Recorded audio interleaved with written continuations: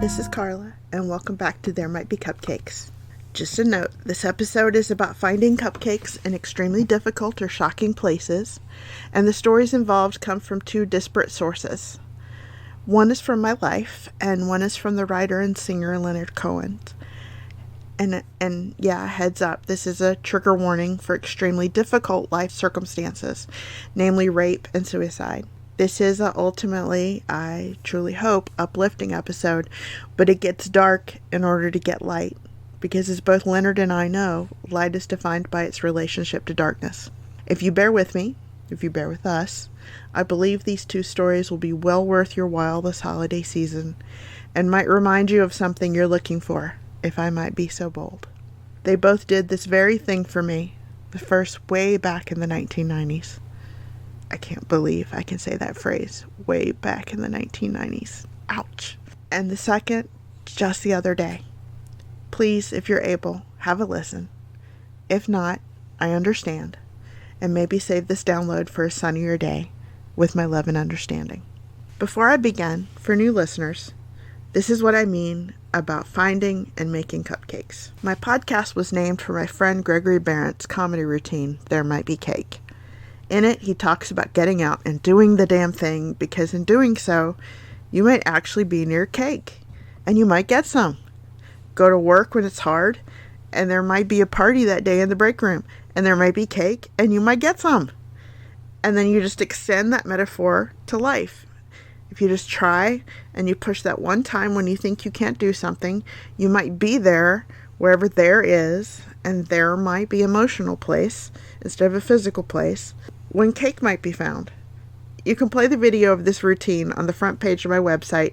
Just scroll down on theremightbecupcakes.com, or you can listen to it on Apple Music or Spotify. Those links are in the show notes. The routine is on Greg's album, Original Uncool. Well, I extended the metaphor to cupcakes for many reasons. One big one is that cupcakes are egalitarian. They're the same shape and size when baked appropriately in the right pan, and we can all use a little fairness right now. Another is that cupcakes can be decorated with abandon, depending on how you feel. Anything from naked on top, no icing, to bedazzled with edible pearls. Sprinkles and glitter, however you feel. Cupcakes are my metaphor for the extra things that make life worth it, for the special things that we might miss if we don't live wide open. Cupcakes this time of year can be a metaphor for the holiday spirit, including the spirit of Advent, which is basically the idea of being slower and more open and waiting, taking our time with the darkening of the light, and just being with what's there, allowing what is to be, allowing what is to happen. Advent is derived from the Latin adventus, meaning arrival, coming. And so we wait, and we discover our own small lights, and we hopefully see each other's in the growing gloaming.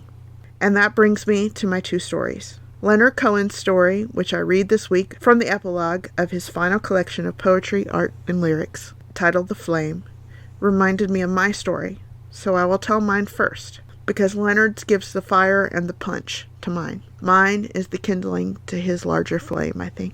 Leonard Cohen spent his life's work, his poetry and his prose and lyrics and music, dancing around the themes of darkness and light and flame and fire.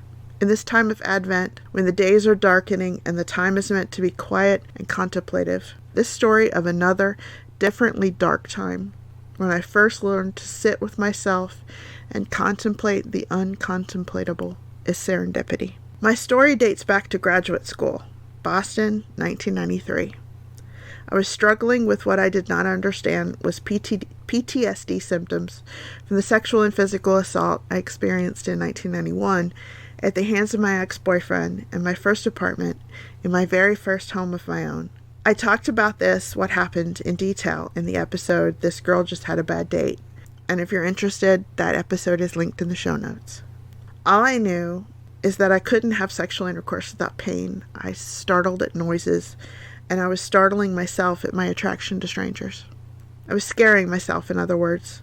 It was that complicated, and it was that simple. So I poked about, not admitting to myself that I was poking about for help, and I found the Boston University-sponsored rape support group for university students in the area. And it was just down the street from my brownstone. not feeling that I belonged because I was not really raped. And back then, the precise language of that was everything. I went anyway, dragging my boots down Bay State Avenue and up the stoop to the small meeting room. And there I met with a ragtag but strong group of young women students. Once, twice, 3 times. And I kept coming back. I didn't talk much, but I kept coming back. One session I arrived early, and only one other girl was there.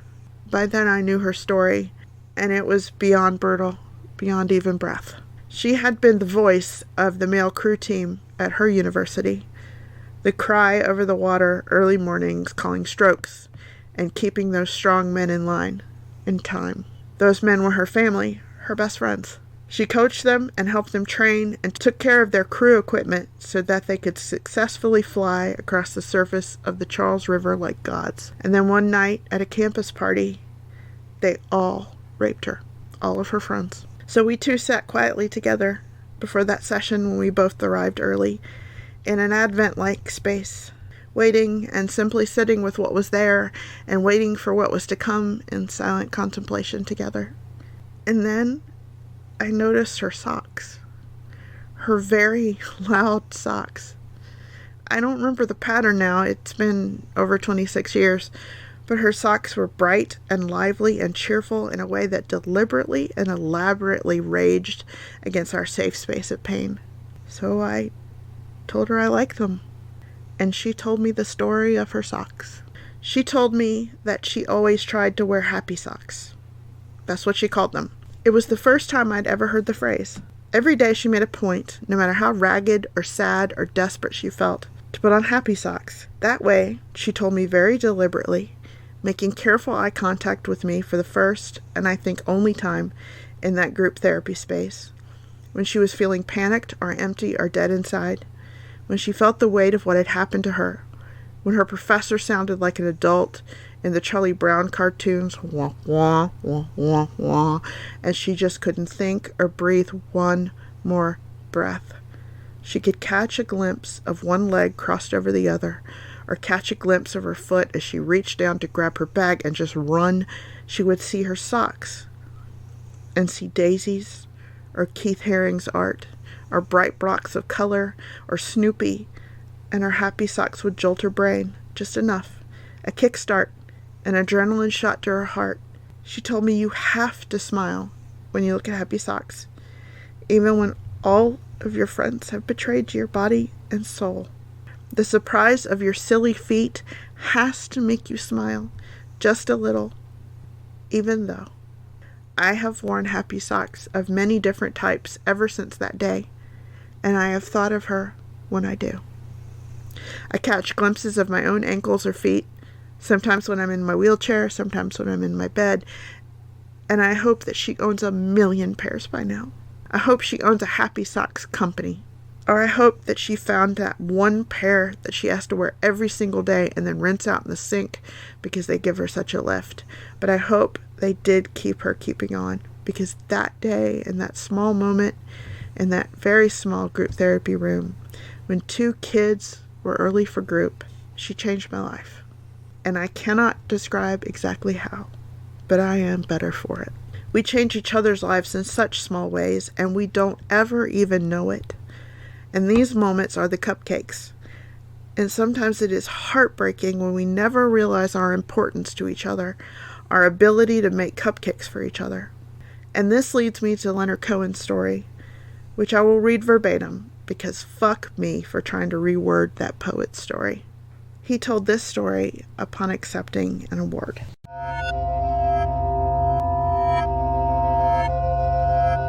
And now I'm going to tell you very briefly a story of how I got in my song. Because I was an indifferent guitar player. I banged the chords. I only knew a few of them. I sat around with my college friends, drinking and singing the folk songs or the popular songs of the day, but I never in 1,000 years thought of myself as a musician or a singer. One day in the early 60s, I was visiting my mother's house in Montreal. The house is beside a park, and in the park there's a tennis court where many people come to watch the beautiful young tennis players enjoy their sport. I wandered back to this park, which I'd known since my childhood, and there was a young man playing a guitar. He was playing a flamenco guitar, and he was surrounded by 2 or 3 girls and boys who were listening to him. I loved the way he played. There was something about the way he played that captured me. It was the way I wanted to play, and I knew I'd never be able to play. And so I sat there with the other listeners for a few moments, and when there was a silence, an appropriate silence, I asked him if he would give me guitar lessons. He was a young man from Spain, and we could only communicate in my broken French and his broken French. He didn't speak English, and he agreed to give me guitar lessons. I pointed to my mother's house, which you could see from the tennis court, and we made an appointment. We settled the price. And he came to my mother's house the next day, and he said, "Let me hear you play something." I tried to play something. He said, "You don't know how to play, do you?" I said, "No, I really don't know how to play." He said, "First of all, let me tune your guitar. It's all out of tune." So he took the guitar, and he tuned it. He said, "It's not a bad guitar." It wasn't my Conde, but it wasn't a bad guitar. So he handed it back to me. He said, "Now play." I couldn't play any better. He said, "Let me show you some chords." And he took the guitar, and he produced a sound from the guitar that I'd never heard. And he played a sequence of chords with a tremolo, and he said, "Now you do it." I said, "It's out of the question. I couldn't possibly do it." He said, "Let me put your fingers on the frets." And he put my fingers on the frets, and he said, now play." It was a mess. He said, "I'll come back tomorrow." He came back tomorrow. He put my hands on the guitar. He placed it on my lap in a way that was appropriate, and I began again with those 6 chords, the 6-chord progression that many, many flamenco songs are based upon. I was a little better that day. The 3rd day, somewhat improved. But I knew the chords now, and I knew that although I couldn't coordinate my fingers with my thumb to produce the correct tremolo pattern, I knew the chords. I knew them very, very well by this point. The next day, he didn't come. I had the number of his boarding house in Montreal. I phoned to find out why he had missed the appointment, and they told me that he'd taken his life, that he'd committed suicide. I knew nothing about the man. I did not know what part of Spain he came from. I did not know why he came to Montreal. I did not know why he stayed there. I did not know why he appeared there in that tennis court. I did not know why he took his life. I was deeply saddened, of course. But now I disclose something that I've never spoken in public. It was those 6 chords. It was that guitar pattern that has been the basis of all my songs and all my music.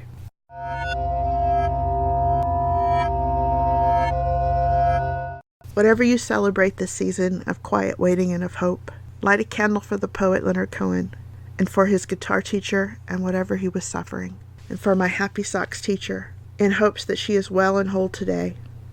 And I shall light a candle for you, my dear listeners, for I am grateful for you every single day. And a special sparkle of gratitude to my listeners in Bolivia.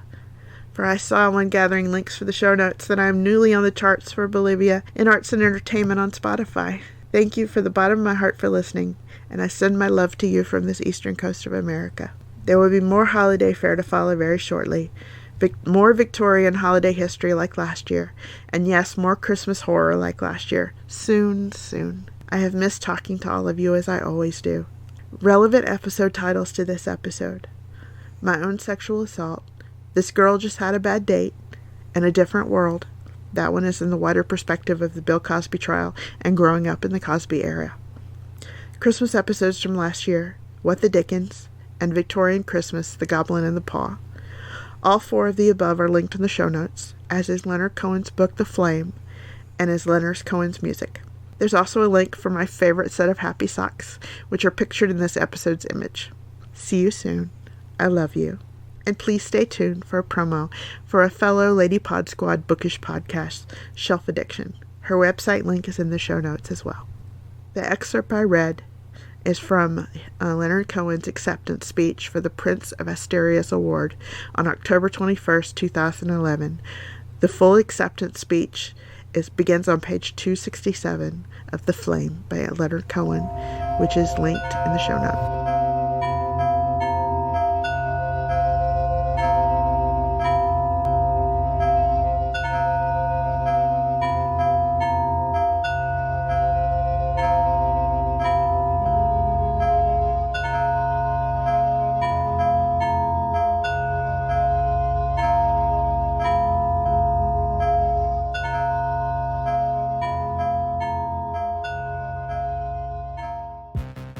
Have you ever finished a book and wondered, what do I read next?